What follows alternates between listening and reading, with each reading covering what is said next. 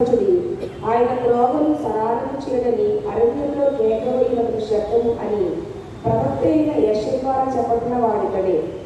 ఈ యోహాను ఒంటెరాముల వస్త్రమును మన చుట్టూ తోలుతటి ధరించుకున్నవాడు. మిడతలను అడిగితేనేయు అతనికి ఆహారం.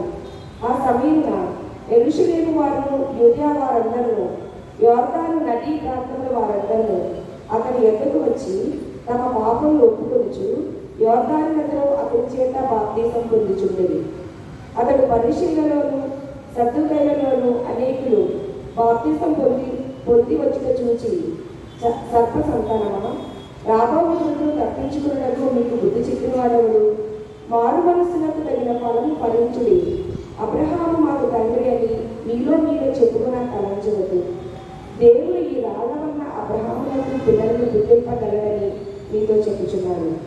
ఇప్పుడే గొడ్డలి చక్రవేరున వచ్చబడి ఉన్నది కనుక మంచి పనులను ఫలింపని ప్రతి చెట్టును నరకబడి అగ్నిలో వేయబడదు. మారు మనస్సు నిమిత్తము నేను నీళ్ళలో మీకు బాప్తిస్మమిచ్చుచున్నాను. అయితే నా వెనుక వచ్చుచున్నవాడు నాకంటే శక్తివంతుడు. ఆయన చెప్పులు మోయుటకైనను నేను పాత్రుడను కాను. ఆయన పరిశుద్ధాత్మలోను అగ్నితోనూ మీకు బాప్తిసమిచ్చును. ఆయన చేట ఆయన చేతిలో ఉన్నది.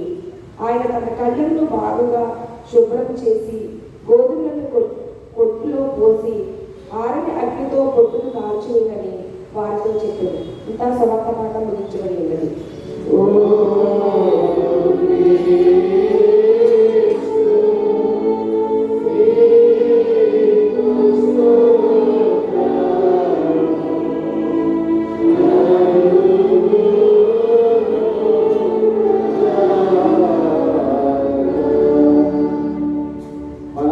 కలిసి నికేయ విశ్వాస ప్రమాణాన్ని మన విశ్వాస ప్రమాణంగా ఒప్పుకుందాం.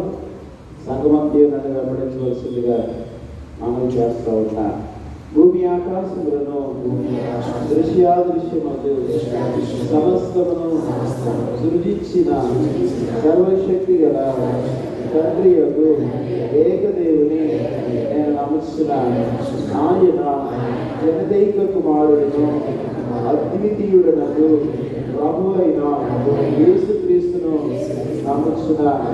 ఈయన జగములన్నిటికీ ముందు తండ్రి నుండి కలిగిన వాడును, దేవుని నుండి దేవుడును, వెలుగు నుండి వెలుగును, నిజమైన దేవుడి నుండి నిజమైన దేవుడును, సృజింపబడగా జన్మించిన వాడును, తండ్రితో ఏకతత్వము గలవాడును, సమస్తమును కలుగు చేసిన వాడునై ఉన్నాడు.